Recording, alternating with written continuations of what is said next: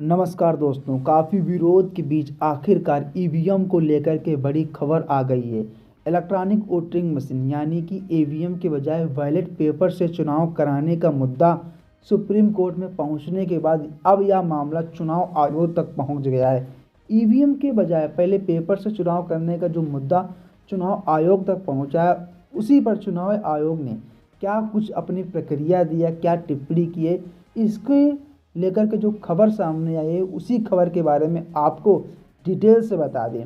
जैसा कि आपको बता दें कि लोकसभा चुनाव 2024 बहुत ज़्यादा दूर नहीं है। इससे पहले 5 राज्यों के चुनाव भी हुए हैं, जिसके नतीजे बाद एक बार फिर से विपक्ष ने ईवीएम को कटघरे में खड़ा किया है। कई राजनीतिक दलों के नेताओं ने ईवीएम पर सवाल उठाते हुए पहले पेपर से चुनाव कराने की मांग की।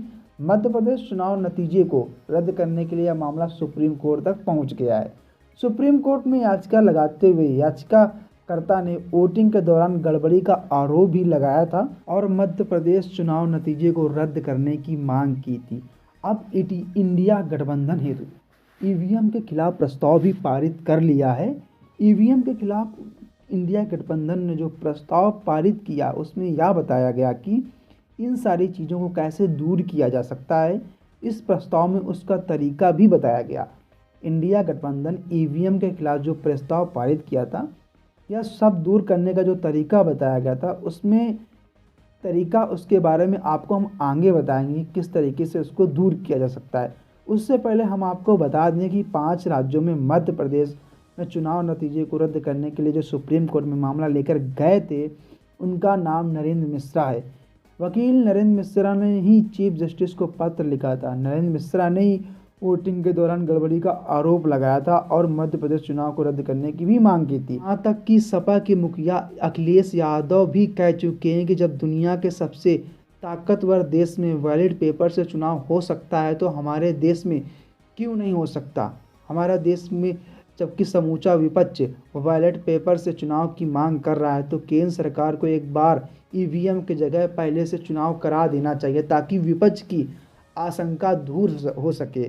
हालांकि ईवीएम पर इन सब आशंकाओं और ईवीएम को कटघरे में खड़ा करने के बीच इंडिया गठबंधन ने ईवीएम के खिलाफ प्रस्ताव पारित किया था और चुनाव से पहले पेपर से चुनाव कराने की गुहार लगाई थी।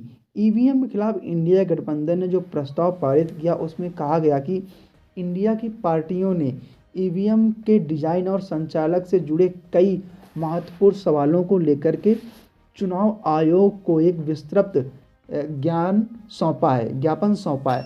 वहीं प्रस्ताव है कि इंडिया गठबंधन का कहना है कि दुर्भाग्य से चुनाव आयोग ने इस ज्ञापन पर इंडिया के प्रतिनिधि मंडल से मिलने में रुचि नहीं दिखाई।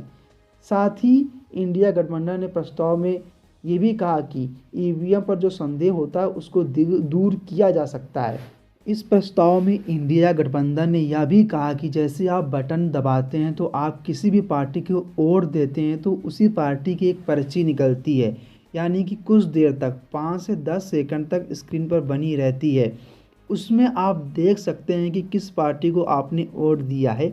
लेकिन इंडिया गठबंधन का कहना है कि इसके बजाय पर्ची सौंप देना चाहिए, यानी कि जो स्क्रीन पर पर्ची दिखाई देती है, इस वीडियो में आप देख सकते हैं कि बटन दबाने के बाद जो पर्ची दिखाई दे रही है, उसको लेकर के इंडिया गठबंधन का कहना है कि इस पार्टी को मतदाताओं को सौंप देना चाहिए।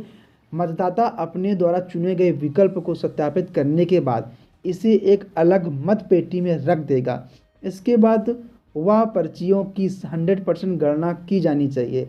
सरल भाषा में कह दें तो बीजेपी में वोट डालने के बाद यह पर्ची दिखाई देती है 10 सेकंड के लिए और वह फिर अपने बॉक्स में जाकर के गिर जाती है। इनका कहना है कि उसे मतदाताओं के हाथ में थमा देना चाहिए, उसे स्वयं से इसे अलग मत पेटी में डाल दे। इनका कहना है कि मतदाता स्वयं से ही अपनी पर्ची को मतदान पेटी में डालेगी। उनकी 100% गणना की जानी चाहिए। इंडिया गठबंधन का प्रस्ताव में कहना है कि ऐसा होने से स्वतंत्र और निष्पक्ष चुनाव में लोगों का पूर्ण रूप से विश्वास बहाल होगा। इस पर सुप्रीम कोर्ट ने जो तर्क दिए हैं, उसमें पहला तर्क था कि चुनाव आयोग इस ईवीएम के इस्तेमाल करता हुआ स्टैंड अलोन मशीन है, उसे ना तो किसी कंप्यूटर से कंट्रोल किया जा सकता है, ना ही इंटरनेट या किसी नेटवर्क से कनेक्ट किया जाता है। ऐसे में उसे हैक करना नामुमकिन है। इसके अलावा ईवीएम में जो सॉफ्टवेयर इस्तेमाल होता है उसे रक्षा मंत्रालय और परमाणु ऊर्जा मंत्रालय से जुड़ी सरकारी कंपनियों के इंजीनियर बनाते हैं। तो इस सॉफ्टवेयर के सोर्स कोड को भी साझा नहीं किया जाता है। तो दोस्तों, आपको क्या लगता है कि ईवीएम मशीन हैक हो सकती है या नहीं हो सकती है? कमेंट बॉक्स में ज़रूर बताएं। बट सुप्रीम कोर्ट और अदर टेक्नोलॉजी वाली जो कंपनियां हैं उन्होंने बोल दिया है कि ईवीएम मशीन को हैक नहीं किया जा सकता है। उसमें जो सॉफ्टवेयर होता है, उसमें उसका जो इलेक्ट्रॉनिक पार्ट्स होता है वो कभी भी हैक नहीं किए जा सकते हैं, उन्होंने बताया है। बट आपकी क्या राय है वो कमेंट बॉक्स में ज़रूर बताएं। Thank you.